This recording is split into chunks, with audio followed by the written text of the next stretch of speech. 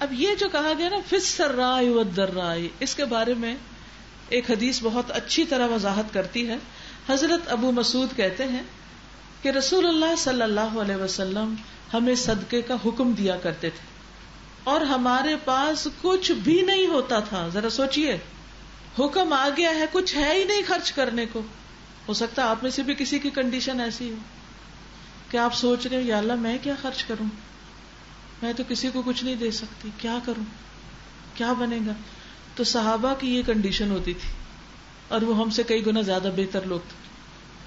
تو کہتے ہیں کہ ہم میں سے کوئی بازار جاتا، بوجھ اٹھاتا، مزدوری کرتا، جیسے کلی ہوتے ہیں نا یا جو مزدوری کر کے سامان اٹھاتے ہیں، پھر ایک مد کھانا لاتا، یعنی ایک پڑوپا نہیں جس کو کہتے ہیں، وہ ایک ناپنے کا ایک برتن ہوتا نا، تو وہ کھانا لے کے آتا، مزدوری کر کے اس میں سے کھانا لاتا اور نبی صلی اللہ علیہ وسلم کو دیتا ہے. ان کو کھانے کے لیے نہیں، مطلب یہ ہے کہ وہ جمع کراتا تاکہ وہاں سے آپ اوروں کو تقسیم کریں، یا کسی جہاد میں یا غزوے میں جا رہے ہوتے تھے تو اس کو سپورٹ کرنے کے لیے. ابو مسعود فرماتے ہیں کہ میں ایک شخص کو جانتا ہوں جس کے پاس 1,00,000 درہم ہے اس وقت، اور اس وقت 1 درہم بھی نہیں تھا. یعنی کس طرح اس کے مال میں اضافہ ہوا، دے دے کے ہر دفعہ دیا اور بڑھ گیا، پھر دیا اس سے زیادہ ہو گیا، پھر دیا اس سے زیادہ ہو گیا، کرتے کرتے ایک کا دنیا میں 1,00,000 بن گیا. یہ مال بڑھانے کا طریقہ ہے. اللہ سے تجارت کریں. اب اس کو ہم کیسے اپلائی کر سکتے ہیں؟ چھوٹی سی مثال ہے کہ ہم کہیں کہ ہم تو بازار نہیں جا سکتے، ہم عورتیں، ہم کیسے مزدوری کریں، لیکن ہم کوئی راستہ نکال سکتے ہیں. تھوڑے سے ذرا مجھے آپ ٹپس دیں، آپ لٹرلی کیا کر سکتی ہیں جس سے آپ پیسے کما سکتی ہیں. ہاں، ٹیچنگ اور سلائی اور کوکنگ اور بس ختم، سارے ہنر ختم. یہ تو ایسے ٹپس پہ ہونا چاہیے کہ میں یہ بھی کر سکتی ہوں، یہ بھی لسٹ لمبی ہونی چاہیے کہ فرصت نہ ملے آپ کو. اللہ نے پاکستان کو اتنا دیا ہے کہ آپ یقین کریں کہ یہ آبادی تو کچھ بھی نہیں، اس سے کئی گنا زیادہ بھی ہو جائے تو ریسورسز ختم نہ ہو. لیکن سب سے بڑی مشکل کیا ہے کہ اللہ نے ہمیں دماغ بھی دیے ہیں، رزق بھی دیا ہے، اس کو استعمال نہیں کرتے، طریقے نہیں سوچتے، کام نہیں کرتے، محنت نہیں کرتے، اور سب سے پسندیدہ کمائی جو ہاتھ کی ہے وہ نہیں کرتے، اور پھر آگے نہیں بڑھتے. گھروں میں کام کرنے کی ضرورت ہو کسی کو، کوئی کام والا نہیں ملتا، دکانوں پہ ورکر نہیں ملتے، فیکٹریز میں ورکر نہیں ملتے، لوگ آرام سے کھانا چاہتے، کام نہیں کرنا چاہتے. آگے کیسے بڑھیں گے؟ کوئی طریقہ بتائیں مجھے، کوئی اور طریقہ سوچیں کیا کر سکتی ہیں آپ. ٹیچنگ بھی ہوگی، کوکنگ بھی ہوگی، اسٹیچنگ بھی ہو گئی. اب اور پودا لگانا صدقہ ہے، پتہ ہے کس کس کو پتہ ہے پودا لگانا صدقہ ہے؟ کتنے پودے لگائے زندگی میں؟ جب پتہ چل گیا کہ صدقہ ہے پھر کیوں نہیں لگایا؟ کس چیز نے روکا؟ اور کچھ نہیں. اگر آپ گھر کی تھوڑی سی، اتنی سی زمین بھی نہیں، اگر چھوٹے سے پاٹ میں بھی مٹی تھوڑی سی ڈال کے گھر کے اندر رکھا ہوا سوکھا دھنیا، وہی اگر اس میں آپ ڈال دینا، کیاری بھر جائے گی. 1 چمچی دھنیا کی قیمت کیا ہوگی، لیکن جب وہ اگ جاتا ہے تو اس کی قیمت کیا ہوتی ہے؟ فرق ہے نا. 1 انگور کی بیل کتنی جگہ لیتی ہے، کتنا ایریا لیتی ہے؟ لیس دین اے فیٹ، 1 فٹ سے بھی کم. مجھے یاد ہے کہ سرگودا میں ہمارا گھر ہوتا تھا تو اس کے پلرز تھے برآمدے کے، تو ان پلرز کے باہر صرف 1 اینٹ جگہ خالی چھوڑی ہوئی تھی اور اس کی باؤنڈری کی ہوئی تھی، اور اس کچی زمین میں ہم نے انگور کی بیلیں لگائی تھی، بوگن ویلا لگایا تھا، اور جب وہ چڑھی تو پورا گھر اس سے بھر گیا. اور پھر ہم نے اس کو یعنی کہ چھتری سی بنا کے اس پہ ڈالا، اور وہ انگوروں کے گچھے نیچے لٹک رہے ہوتے تھے. اور کبھی میں اس کی روٹ پہ غور کرتی تھی تو بس جیسے یہ آپ کی تار جا رہی ہے نا، وہ وہاں کنیکشن، اور یہ آواز جا رہی ہے کہاں کہاں. تو بالکل یہی حال تھا کہ وہ اتنی سی موٹی سے موٹی اتنی اس کی تنا بنا، لیکن جو اس کا اوپر پھیلاؤ تھا اور جو ہر سال انگور لگتے تھے، انبلیویبل. چھوٹی سی ایفرٹ، خود بھی کھائیں، پرندے کھائیں، نہیں کھانے نہ کھاؤ، پرندے کھائیں گے. اگر مومن کے لگائے ہوئے پودے سے پرندے بھی کھاتے ہیں تو وہ بھی کیا ہے اس کے لیے؟ صدقہ. اس صحابی کا واقعہ ہم سب جب بھی پڑھتے ہیں تو ہمارے آنکھوں میں آنسو آ جاتے ہیں، دل ادھر آ جاتا ہے کہ جنہوں نے اپنا بہترین باغ اللہ کی راہ میں دے دیا تھا، لیکن اس کو دیکھ کر ہمیں کیوں نہیں خیال آتا کہ ہم بھی کوئی ذرا باغ لگا لیں، یا کوئی پودا، کوئی پتا، کوئی پھول، کچھ نہ کچھ ہم بھی اس میں سے صدقہ کریں. جو زمین اگا رہی ہے ہم تو نہیں اگا رہے، ہم تو بس ایک بیج ڈالنے والے ہیں. افرأیتم ما تحرثون اانتم تزرعونه ام نحن الزارعون. تم اگاتے ہو یا ہم اگاتے ہیں؟ وہ اللہ تعالیٰ اگاتا ہے، لیکن بیج کس نے ڈالنا ہے زمین میں؟ وہ نرسری سے ایک چھوٹا سا پودا لا کے کس نے دبانا ہے؟ وہ ہم نے دبانا ہے، پھر لگے گا. تو آپ سب نیت کرتے ہیں، ارادہ کرتے ہیں اور وعدہ کرتے ہیں کہ ایک ایک پودا لگائیں گے انشاءاللہ. یہاں تو فیصلہ آباد میں زرعی یونیورسٹی ہے جو آپ کو اتنے مشورے دے سکتے ہیں، اتنا گائیڈ کر سکتے ہیں، سارا فیصلہ آباد ہرا بھرا ہو جائے. صرف چند روڈز نہیں، ہر جگہ ہی، اور چند سالوں میں آپ دیکھیں کہاں سے کہاں پہنچ جائے. میں پڑھ رہی تھی ایک انڈیا کے گاؤں کے بارے میں، پنجابی کا گاؤں، اس سرحد کے دوسری طرف. ان کے ہاں جہیز کا بڑا مسئلہ تھا، تو اس وجہ سے بیٹیوں کو لوگ جیسے ابارٹ کرا دیتے ہیں یا بس بہت ہی یعنی برا سمجھتے اگر پیدا ہو جاتی اور ایک بڑی مصیبت ہوتی. تو اس گاؤں کے ایک بندے نے یہ سوچا کہ اس کا کوئی حل ہونا چاہیے. تو اس نے کیا کیا کہ جب بیٹی پیدا ہوئی تو 6-7 آم کے درخت ساتھ ہی لگا دیے. بائی دا ٹائم بیٹی جوان ہوئی تو آم کے سارے پودے جو تھے وہ پھلدار ہو چکے تھے، اور اس پر سے جو آم اترے اس کی ہزاروں کی آمدنی تھی. وہ پیسے اس نے 2-3 سال جمع کیے اور بیٹی کو زبردست جہیز دیا. میں نہیں کہتی جہیز دینا چاہیے، یہ جہیز بہت لیوش ہونا چاہیے، یہ مقصد نہیں. مقصد یہ کہ ان کے کلچر اور ان کے مسئلے کا حل انہوں نے اس طرح نکالا. اس کو دیکھا دیکھی ہر گھر نے یہی شروع کر دیا کہ جس کی بیٹی پیدا ہوتی وہ پودے لگا دیتا. اور کہتے ہیں کہ اس وقت اگر آپ اس گاؤں کو دیکھیں تو یوں لگتا ہے جیسے پورے ایک جنگل کا جھنڈ ہے، یعنی اتنا گرین ہے وہ گاؤں اور پھلدار درختوں سے بھرا ہوا، جس کے آم کہاں کہاں پھر ایکسپورٹ ہوتے ہیں، کہاں کہاں جاتے ہیں. اصل میں ہوتا کہ ہمیں پتہ نہیں ہوتا کب لگانا ہے پودا، کس جگہ لگانا ہے، کتنا لگانا ہے، پھر لگا کے کیا کرنا ہے. تھوڑا سا علم ہے نا سیکھنے کا، یہ اویلیبل ہے، کوئی مسئلہ نہیں. تو غربت ختم ہو سکتی ہے کہ نہیں؟ اگر ہر بندہ چند پودے لگا دے تو اللہ کی زمین رزق اگل رہی ہے، بہت کچھ ہو سکتا ہے. لیکن اس کے لیے ایک پلاننگ چاہیے، کرنے کا ارادہ چاہیے کہ کر کے چھوڑنا. اور آپ نے دیکھا ہوگا کہ جب آپ فیصلہ کر لیتے ہیں نا کرنا ہے تو اللہ تعالیٰ کروا لیتا ہے پھر. اور جب ہم یہ کہتے ہیں نا اچھا میرا دل چاہتا ہے کہ ایسا ہو جائے، وہ ایک شعر میں اکثر پڑھتی ہوتی ہوں کہ جی چاہتا ہے شہید ہو جاؤں پر سنا ہے جان سے مار دیتے. ہماری تمنا بہت ہے کہ ہمیں شہادت نصیب ہو، پر سنا ہے کہ جان سے مار دیتے، کہ جان چلی جاتی ہے. تو ظاہر ہے جنت پانے کے لیے جان تو جائے گی، جان تو دینی پڑے گی تبھی ملے گی نا جنت. دنیا میں تو نہیں بن سکتا. ہاں ہم دنیا کو جنت بنانے پہ تلے ہوئے جو بن کے نہیں دینی، جس نے بننا کو نہیں جنت، کیونکہ اللہ نے اس کو جنت بنایا نہیں، اس کو دنیا بنایا، گھٹیا چیز بنایا. جنت کہیں اور ہے جس کی طرف ہماری توجہ ہی نہیں. اگر آپ نے نیت کی نا کہ پودا لگانا ہے تو پھر اس کے لیے جان تو لگانی پڑے گی نا، تھوڑی سی تکلیف اٹھانی پڑے گی. لیکن آپ دنیا سے چلے بھی گئے اور بعد میں اس پودے کا پھل آتا رہا تو صدقہ جاریہ ہو جائے گا. یہ ایسا صدقہ ہے کہ جو جاری رہتا ہے.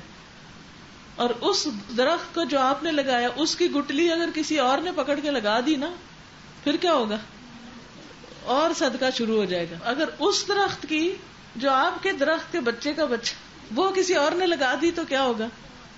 سبحان اللہ. کیا پتا قیامت تک آپ کا لگا ہوا پودا ملٹی پلائی ہوتا رہے ہوتا رہے ہوتا رہے ہوتا رہے. اور آپ دیکھیں آپ کہ ہیں یہ تو میں نے تو سوچا ہی نہیں تھا کہ یہ اتنا زیادہ ہو جائے گا، میں تو ایسے ہی لگا دیا تھا. آپ کی نیت ہو سکتا بہت بڑی نہ بھی ہو، لیکن اگر آپ اللہ کے لیے کر رہے ہیں نا اور آپ نے یہ جو اس وقت وعدہ کیا وہ سچا کر دیں تو اس سچائی میں جو برکت ہے، سچائی میں بہت بڑی برکت، بہت زیادہ برکت. تو صحابہ کرام کے کاموں میں برکت کیوں تھی؟ کیونکہ وہ سچے لوگ تھے. تو انشاءاللہ اگر آپ سچے دل سے کہ اللہ تیری مخلوق کا بھلا ہو.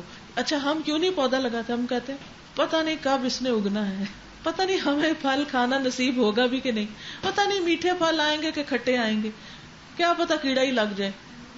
تو کیا ضرورت ہے شیخ چلی کی طرح وہ کرتے کرتے کرتے ادھر ہی ٹوکرے کو لات مار کے سارے انڈے توڑ دیے.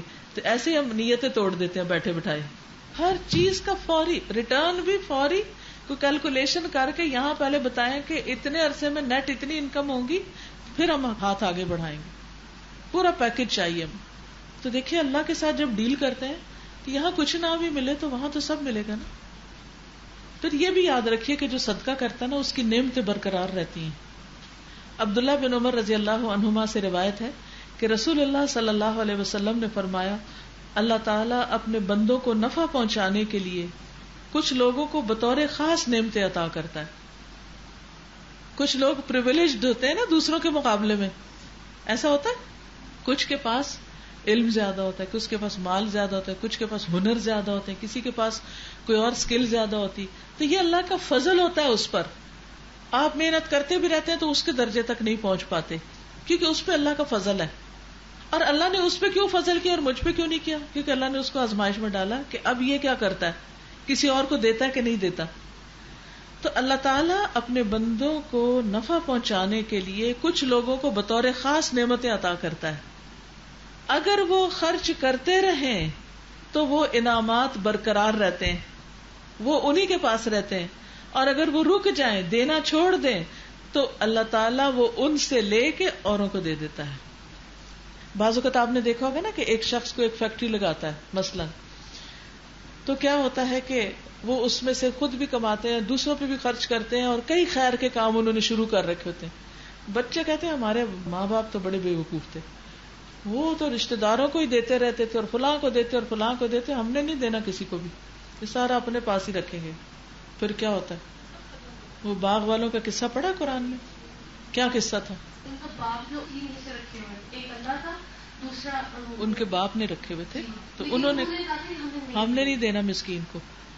ادھر سے مسکین کا انہوں نے بند کیا, ادھر سے ان کا سارا باغ جل گیا, سارا بزنس گیا.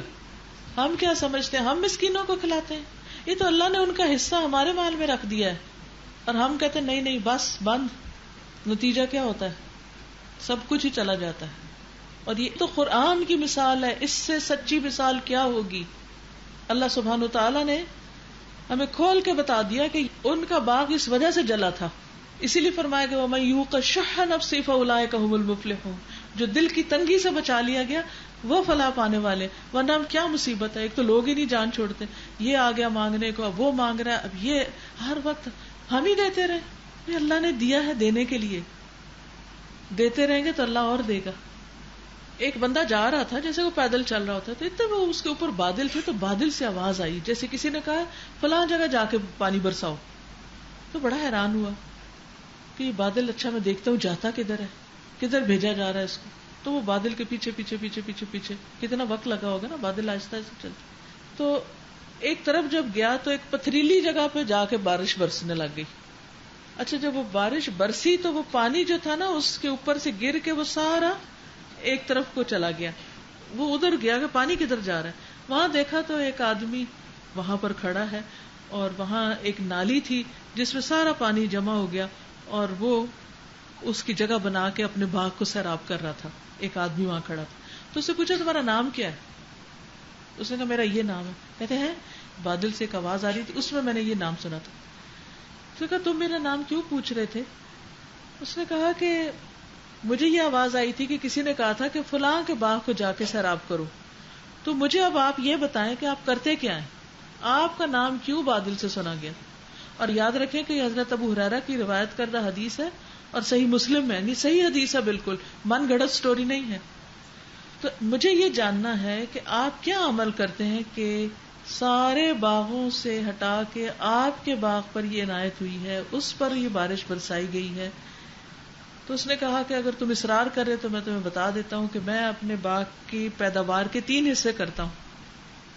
ایک اپنے لیے رکھتا ہوں, ایک صدقہ کرتا ہوں, اور ایک واپس اسی میں لگا دیتا ہوں, دوبارہ اس کے اوپر جو اخراجات آتے ہیں, یعنی خود بھی کھاتا ہوں, اس باغ کو بھی واپس کھلاتا ہوں, اور لوگوں کا حق بھی نکالتا ہوں. تو ایسے لوگ نہ صرف یہ کہ جنت پائیں گے بلکہ دنیا میں بھی جنت ان کی ہو جاتی, وہ دنیا میں بھی جنت پا لیتے ہیں. ٹھیک ہے, تو یہ جو پہلی آیت ہے نا, الذین ينفقون فی السراء والضراء, تنگی میں بھی خرچ کرتے ہیں اور خوشحالی میں بھی خرچ کرتے ہیں. فاما من اعطى واتقى وصدق بالحسنى فسنيسره لليسرى, تو جو شخص مفلسی سے بچنا چاہتا ہے, غریب ہونے سے بچنا چاہتا ہے, اس کے لیے کیا حل ہے کہ وہ محنت کرے کام کرے اور اس میں سے خرچ کرے. آپ صلی اللہ علیہ وسلم نے فرمایا خرچ کرو تم پر خرچ کیا جائے گا. تم دینے والے بنو لوگ تمہیں دیں گے. اب اس وجہ سے نہیں خرچ کرنا چاہیے اچھا مجھے کیا ملے گا مجھے کیا نہیں, یہ ہرس نہیں ہونی چاہیے, لیکن اللہ پہ چھوڑ دینا چاہیے. اللہ تعالیٰ آپ کی ضروریات پوری کرے گا. شیطان کے جبڑے ٹوٹتے ہیں جب انسان خرچ کرتا ہے اللہ کے راستے.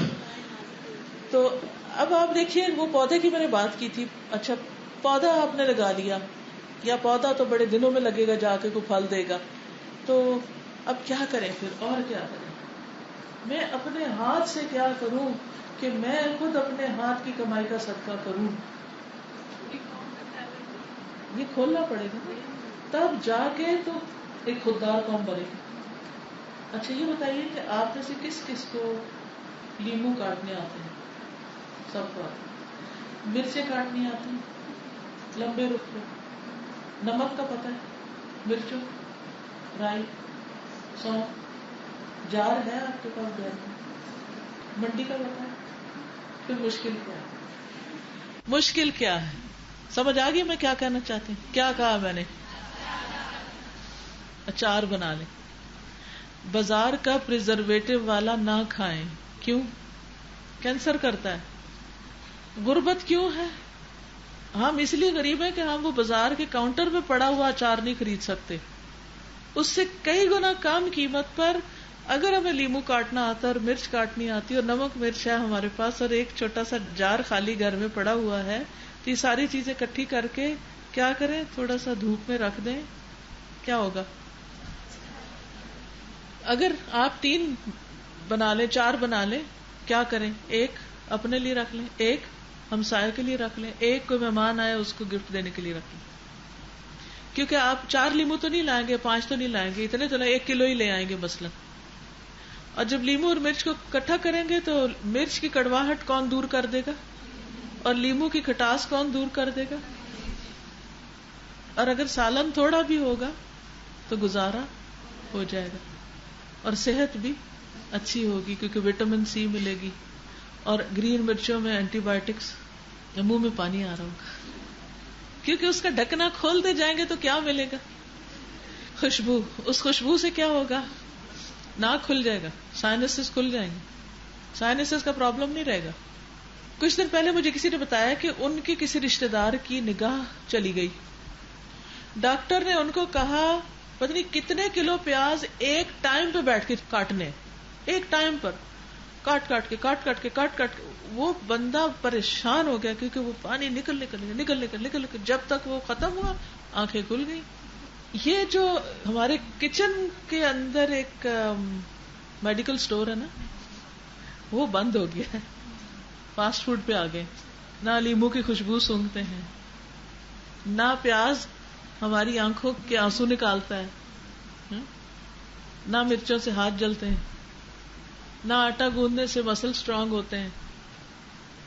تو پھر بیماریاں بھی گھر کرتی ہیں اور صدقہ بھی نہیں کر سکتے کیونکہ بازار سے تو لا کے 4 ڈبے اس کو دینا بھی بہت مشکل ہے. یہ تو ہمارے بجٹ میں نہیں بنتی بات, کیونکہ چلو سرراہ میں تو ہو سکتا, درراہ میں کیا کریں؟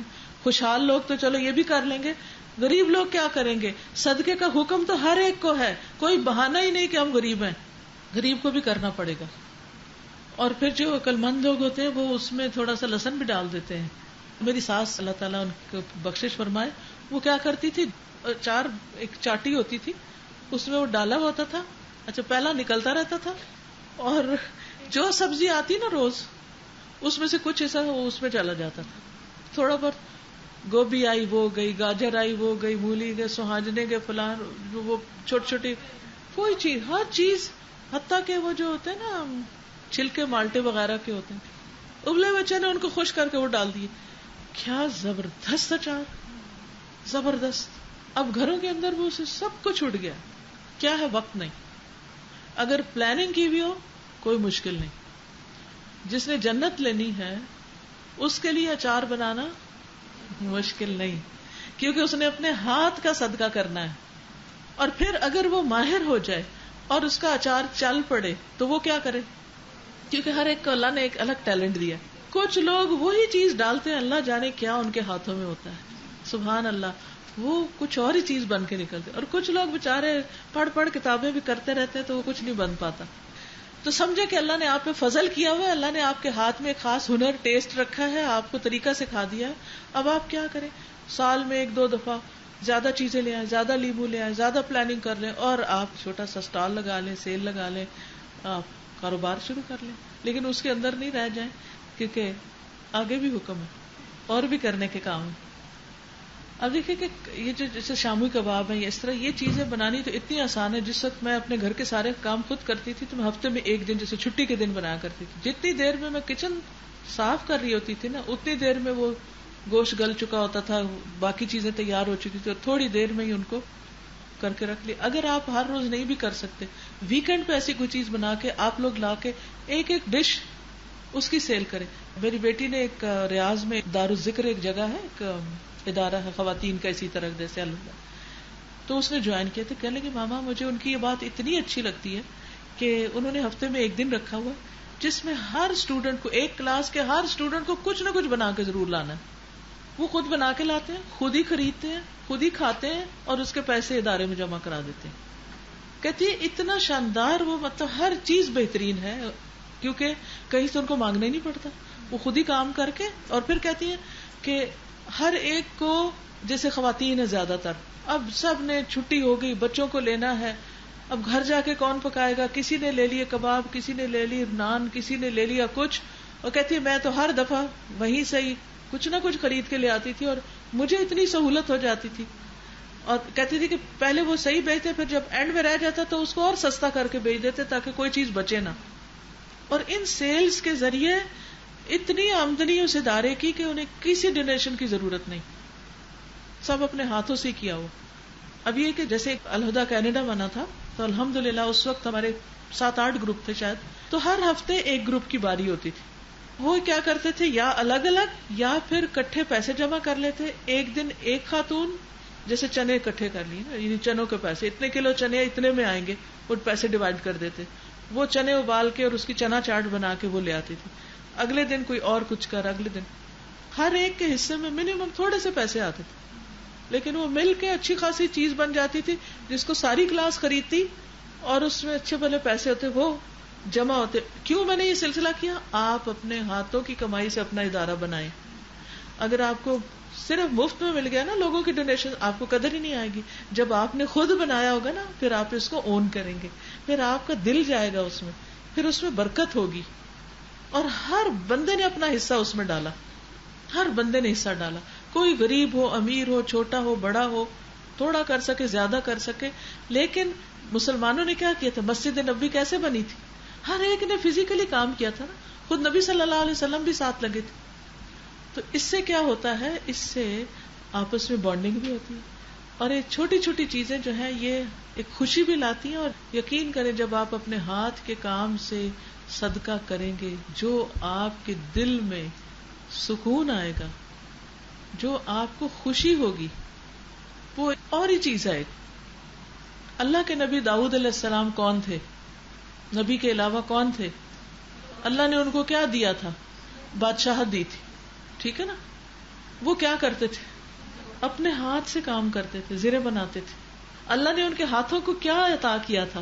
ان کے ہاتھوں میں لوہا پگھل جاتا تھا. اللہ نے قوت ڈال دی ان کے ہاتھوں میں، سبحان اللہ. فرنس پاور جو بڑی بڑی سٹیل فیکٹریاں کرتی ہیں، اللہ نے ان کے ہاتھوں میں وہ رکھ دیا. وہ نبی تھے، ایک دن روزہ رکھتے تھے، ایک دن کھاتے تھے. بہترین تہجد ان کے تھے، اور اپنے ہاتھوں سے کام بھی کرتے تھے، لوگوں کے مقدموں کا فیصلہ بھی کرتے تھے، تعلیم بھی دیتے تھے. زبور ان پہ نازل ہوئی تھی. کیا وہ بھی ایک انسان نہیں تھے؟ جالوت کو کس نے مارا تھا؟ ان کے ہاتھوں. کیا شان، ایک بندے سے اللہ نے اتنے کام لے لیے. تو ان کی مثالیں اللہ تعالیٰ نے کیوں قرآن میں دی ہیں کہ ہم بھی کچھ کریں، ہم بھی کچھ کریں. پھر اللہ نے ان کو بیٹا بھی کیسا دیا، سلیمان علیہ السلام جیسا. تو ہم سب کو کیا کرنا ہے الٹیمیٹلی؟ یہ سب کس لیے؟ دکھاوے کے لیے نہیں، جنت پانے کے لیے. یہ سب کچھ ہم نے کس لیے کرنا ہے؟ جنت حاصل کرنے کے لیے. آگے کیا ہے؟ کیونکہ میں اگر صدقے پہ رہی تو شام تک بھی بیٹھی رہی تو ختم نہیں ہونا. اگلا کام ایک ہے دینے کا اور ایک ہے روکنے کا. والکاظمین الغیظ، غصہ روک لیتے ہیں، غصہ پی جاتے ہیں. اچھا ہم غصہ خوب نکالتے ہیں اور صدقہ روک لیتے ہیں. ہم کہتے ہیں ہمیں بس ایک مشکل ہے، مجھے غصہ بہت آتا ہے، کیا کروں، مجھے بہت غصہ آتا ہے، کیونکہ ہم نکالتے بہت ہیں، نکالتے رہتے. اللہ تعالیٰ کہتے ہیں مت نکالو، اس کو روک لو. جنت چاہیے، غصہ روک لو، کنٹرول کر لو، کوئی بات نہیں، جانے دو، لیٹ اٹ گو. کاظم کا لفظ ہے نا، یہ کظم سے، کظم ہوتا ہے تھیلی ہوتی ہے، یا آپ یوں سمجھے جیسے بوٹل کا ڈھکن بند کرنا. یا پہلے زمانے میں ہوتے تھے نا، گتھلیاں ہوتی تھی تو ان کی رسی اوپر ہوتی تھی، تو وہ کھینچ کے اس کو جیسے پیسوں کی پوٹلی ہوتی ہے نا، اس کو اوپر سے بند کر دیتے، نوٹ لگا دیتے. تو صدقے کی تھیلی پہ نہیں نوٹ لگاؤ، غصے والی تھیلی پہ نوٹ لگاؤ. وہ جو اندر غصہ ہے نا، کنٹرول کرو، کیونکہ جب اس کو کنٹرول نہیں کرو گے، جانے دو گے، تو کیا نقصان ہوگا؟ اور بڑھے گا اور بڑھے گا اور آئے گا اور آئے گا. کنٹرول کرنا شروع ہو جاؤ گے تو اس کی انٹینسٹی کم ہوتی جائے گی. تو یہ بھی کیوں کریں؟ اتنا مشکل کام آسان نہیں ہے، بہت مشکل ہے. اچھا جب غصہ آتا ہے تو زبان بھی چلنے لگتی ہے، ہاتھ بھی چلنے لگتے ہیں بعض اوقات، اور جو ہاتھوں میں ہوتا ہے وہ بھی چلنے لگتا ہے. کیسے؟ کوئی برتن ہو وہ اٹھا پھینکتے ہیں، لکھ رہے ہو تو کیا لکھنے لگتے ہیں، کمپیوٹر میں بیٹھے ہو تو کیا ٹائپ کرنے لگتے ہیں اگر غصہ آ جائے. اور اگر کوئی سامنے اور بولنا پڑے تو کیسے بولتے ہیں. جس کو نہیں بھی بولنا آتا وہ بھی بول جاتا. 2-3 دن پہلے کوئی مجھ سے کہہ رہا تھا کہ وہ میرا ریکارڈ ہی ٹوٹ گیا. میں نے کہا کیا؟ کہ میں نے کبھی کسی کے ساتھ بحث نہیں کی تھی، اور فلاں بندے نے مجھے اتنا تنگ کیا کہ میں نے بھی بہت جرا کر لی. کہتے اب مجھے بہت ریگریٹ ہو رہی ہے کہ میں نے کیوں کیا. تو بعض اوقات ہم صبر کرتے رہتے اور ایک دن ڈھام سے پڑ جاتے ہیں. اس وقت پھر روک لے انسان. کنٹرول یہ آپ کے اسٹرانگ ہونے کی علامت ہوگی. نبی صلی اللہ علیہ وسلم نے پہلوان کی مثال دی تھی. سب کو آتی ہے پہلوان والی مثال؟ کیا؟ جی ہاں، جو غصے کے وقت اپنے غصے کو کنٹرول کر جائے. اور کیا کرنا ہے جنت میں جانے کے لیے؟ جنت کی تیاری. والعافین عن الناس، لوگوں کو معاف کر دینے والے، لوگوں کے قصور معاف کر دینے والے. کس سے غلطی نہیں ہوئی کبھی آپ میں سے کسی انسان کے ساتھ؟ کیونکہ ان الناس کی بات آ گئی نا. پہلی 2 چیزیں تو آپ کے اپنے اوپر ہیں، صدقہ کرنا آپ نے کرنا یا نہیں، غصہ پینا یا نہیں. اب آ گیا لوگوں سے معاملہ. تو اب کیا کرنا ہے؟ والعافین عن الناس. میرا سوال یہ تھا کہ کون ایسا ہے آپ میں سے جس نے کبھی کسی انسان کے ساتھ کوئی زیادتی نہیں کی؟ ہم میں سے کوئی بھی ایسا نہیں. ہم سب غلطیاں کرتے ہیں اور انسانوں کو تنگ کر جاتے ہیں. سب سے زیادہ ہم کس کو تنگ کرتے ہیں؟ اپنے ہی ماں باپ کو، میاں کو. جو ہمارے جتنا زیادہ قریب ہوتا ہے، جو ہمیں جتنا زیادہ پیارا ہوتا ہے، اس کو اتنا زیادہ تنگ کر دیتے ہیں، کیونکہ اس سے توقعات زیادہ ہوتی ہے نا. اچھا جب ہم اپنے کسی پیارے کو تنگ کر بیٹھتے ہیں تو پھر ہمارا کیا دل چاہتا ہے کہ وہ کیا کرے؟ ہمیں معاف کر دے. ایسے ہی کرتا ہے. اچھا ہو گئی نا اب ہم سے غلطی، اب یہ ہمیں کچھ نہ کہے، وہ سب معاف کر دے. اب یہی سچویشن اس کو بدل دے کہ کسی نے آپ سے زیادتی کی، جو آپ سے محبت بھی کرتا ہے، اور لیکن انسان ہے، غلطی ہوگی اس سے. اب وہ آپ سے سوری کرنا چاہتا ہے، اب آپ کیا کریں گے؟ بڑے بن جائیں گے، انا کا مسئلہ بنا لیں. میں اس کو نہیں معاف کر سکتی، اس نے مجھے بہت دکھایا. تو جو ایسے میں معاف کر دے، جب بالکل معاف کرنے کو دل نہ چاہے، تو اللہ تعالیٰ کیا فرماتے ہیں؟ واللہ یحب المحسنین. اللہ محبت رکھتا ہے، پیار کرتا ہے ان لوگوں سے جو احسان کرتے ہیں. کیونکہ اب بال آپ کے کوٹ میں، آپ نے معاف کرنا ہے، اور آپ نے کر دیا، آپ محسن ہو گئے، آپ نے احسان کر دیا. حالانکہ آپ بدلہ لے سکتے تھے لیکن آپ نے چھوڑ دیا. تو اللہ تعالیٰ آپ سے محبت کرے گا. تو جس سے اللہ محبت کرے اس کے لیے انعام کیا ہے؟ جنت. یس. تو جنت میں جانے کے لیے کیا کرنے کی ضرورت ہے پھر؟ لوگوں کو معاف کرنا، خرچ کرنا، غصہ پی جانا، اور لوگوں کو معاف کر دینا، لوگوں کی غلطی معاف کر دینا. جب یہ کام ہم کریں گے، احسان کریں گے. دیکھیں صدقہ کر کے بھی احسان ہی کرتے ہیں، غصہ نہ کر کے احسان کرتے ہیں، اور لوگوں کو معاف کر کے بھی احسان کرتے ہیں. ایسا احسان کرنے والوں سے اللہ تعالیٰ محبت کرتا ہے, اور جس سے اللہ تعالیٰ محبت کرے پھر اس کا کیا ہوتا ہے, اس کے لیے تو پھر ساری نعمتیں. جب کوئی انسان کسی انسان سے محبت کرتا ہے تو وہ اس کے لیے کیا کرتا ہے. ماں اپنے بچے سے محبت کرتی ہے تو کیا کرتی ہے, اپنی سب سے پیاری قیمتی اچھی چیز پھر اس کو دیتی ہے نا. یا جس سے بھی ہم محبت کرتے ہیں, ہم محبت کے اظہار میں اپنی محبوب چیز دیتے ہیں, کیونکہ ہماری محبت اس بات کا تقاضا کرتی ہے. کوئی شعر آتا ہے کہ جو محبت کرتے ہیں وہ دوسرے کے لیے کیا کرنا چاہتے ہوتے ہیں. سب سوچیں کہ جو محبت کرتے ہیں وہ کیا دینا چاہتے ہیں. کس کس کو گانے آتے ہیں؟ آپ کو آتے ہیں. سچ تو بولا, پورے ہال میں سے ایک بندے نے سچ بولا ہے, حالانکہ سب کو آتے ہیں, مجھے پتا ہے, اس لیے کہ مفت میں سننے کو ملتے. آپ اپنے گھر ٹی وی نہ بھی رکھیں, آپ ریڈیو نہ بھی چلائیں, آپ کہیں جا رہے ہو بازار میں, کیا ہوگا, سننا پڑ جائے گا. آپ بس میں بیٹھ جائیں, سننا پڑ جاتا ہے آپ کو. تو اس لیے کوئی یہ نہیں کہہ سکتا میں نے کبھی گانا نہیں سنا, سب نے سنے میں. اچھا, اب آپ نے دیکھا ہوگا جو گانے ہوتے ہیں نا, اس میں کیسے کیسے دعوے کر رہے ہوتے ہیں لوگ. وہ اصل میں آج کی نسل جو ہے نا, ان کو غزلیں اور وہ شعر سمجھ نہیں آتے. تو کسی نے لکھا کہ ان کی بیٹی اسکول گئی, پہلے اس نے ہوم اسکولنگ کی, اسکول گئی, میرے خیال شاید او لیولز میں یا گریڈ 10 میں یا فرسٹ ایئر میں کہا, تو اس نے اسکول میں غزل پڑھی, میر تک میر کی ایک کھس کی. تو وہ گھر آ کے اپنی ماں کو کہتی کہ ان کی شادی نہیں ہوئی تھی, وہ اتنا کیوں روتے تھے. تو یہ ہے کہ ہماری اردو شعر و شاعری تو بہت رچ ہے اس معاملے میں, کہ جو جذبات کا اظہار, اور ہو سکتا ہے انگریزی میں آپ کو ایسی کوئی چیز نہ ملے, عربی میں بھی شاید نہ ملے جو اردو شاعری میں.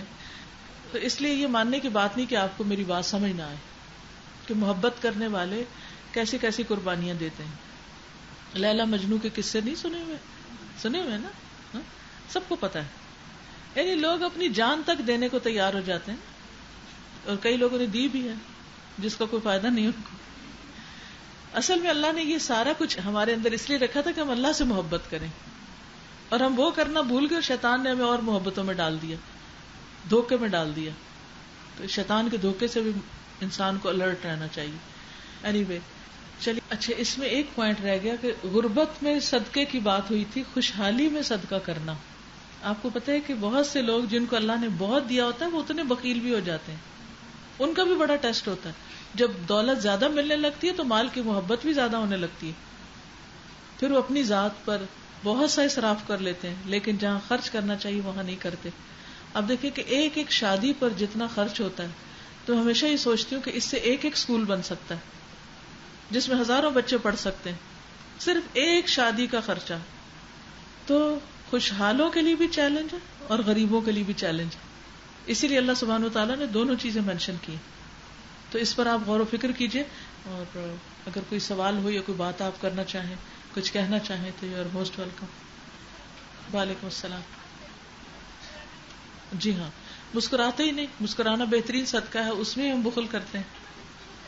جی, بعض اوقات دے کے ضائع کر دیتے ہیں, دیتے بھی اور ساتھ باتیں بھی کرتے ہیں, تانے مینے ہوتے ہیں, اس کی وجہ سے وہ لا تبطلوا صدقاتکم بالمن والاذى, وہ ضائع ہو جاتا ہے. تو اس کو سنبھالنا بھی ضروری ہے. اور پھر غصہ جب انسان کرتا ہے تو بڑے سے بڑے محبت کے ریلیشن شپ ختم ہو جاتے ہیں غصے کی وجہ سے. میں نے یہ پڑھا تھا, دین, غیرت, حمیت اور یہ آرگنائزیشن نظم و ضبط کا غصہ جو ہے نا دیٹ از نیسیسری. اس میں آپ دیکھیے کہ دینی غیرت اور حمیت اور تنظیم, اس معاملے میں غصہ جو ہے وہ جائز ہے اگر, تو اس کے اظہار کے لیے نبی صلی اللہ علیہ وسلم کا اسوہ حسنہ دیکھنا ہوگا. ٹھیک ہے, آپ نے کیسے کیا. جیسے مختلف مواقع پر جب آپ نے لوگوں کے اندر ایسی چیزیں دیکھی تو جہاں پر غصہ کرنا چاہیے تھا اس پر آپ نے ایکشن کیسے لیا. تو اس میں ہم دیکھتے ہیں کہ ایک کتاب ہے غلطیوں کی اصلاح کا نبوی طریقہ, بہت ہی بہترین کتاب ہے. اس میں آپ کی زندگی کی بہت سی مثالیں آپ کو ملیں گی سیرت میں. اس میں ہم دیکھتے ہیں کہ جیسے ایک عورت آئی زنا کر کے, اس نے کہا کہ مجھے پاک کیجیے, آپ نے اپنا منہ پھیر لیا, وہ دوسری طرف آ گئی. آپ نے فرمایا کہ کیا تم حاملہ ہو, تو اس نے کہا کہ ہاں. آپ نے فرمایا کہ جاؤ جب بچہ پیدا ہو پھر آنا. پھر وہ آئی, کہا جاؤ دودھ پلانے قابل ہو پھر آنا.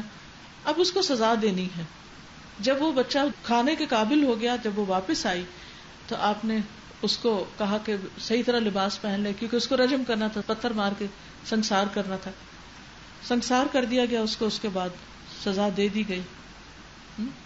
لیکن اس میں کہیں کوئی تانا دیا گیا، کہیں کسی قسم کی کوئی بے عزتی کی گئی یا کوئی ایسی بات کی گئی نہیں. اسی طرح جب دو ہسبینڈ وائف کے بیچ میں ایسا معاملہ پیش آ گیا تھا لعان کا، تو اس پر بھی آپ نے بلا کر کیا کیا؟ تصفیہ کرا دیا، جدائی کرا دی دونوں میں، بات ختم کر دی.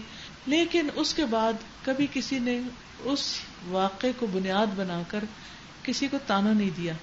ایمانی غیرت، دینی حمیت، ان سب چیزوں کا تقاضا کیا ہے کہ ہم امر بالمعروف اور نہی عن المنکر کریں، اور اس کے لیے ہم اسٹرکٹ ڈسپلن رکھیں، آرگنائزیشن کے اندر بھی اسٹرکٹ ڈسپلن رکھیں، کسی کو اس میں کوئی نقصان پہنچانے کا موقع نہ دیں، لیکن اسی طریقے سے جیسے نبی صلی اللہ علیہ وسلم نے کیا. مثلا صفیں درست کرنے پر آپ کوشش کرتے تھے نا، یعنی جیسے نماز کے لیے، تو آپ کیا کرتے تھے جب آپ ناراض بھی ہوتے تھے، اب جب آپ غصے میں بھی آتے تھے کیا ہوتا تھا؟ ایسا نہیں آپ کو غصہ نہیں آتا تھا.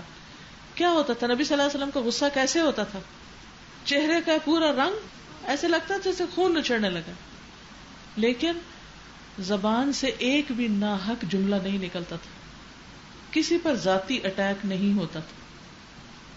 ہمیشہ جنرلی بات کرتے تھے کہ لوگوں کو کیا ہو گیا ہے، وہ ایسا اور ایسا کیوں کرتے ہیں. اب کے لیے اتنا ہی کافی. سبحانک اللہم و بحمدک، اشہد ان لا الہ الا انت، استغفرک و اتوب الیک. السلام علیکم و رحمۃ اللہ وبرکاتہ.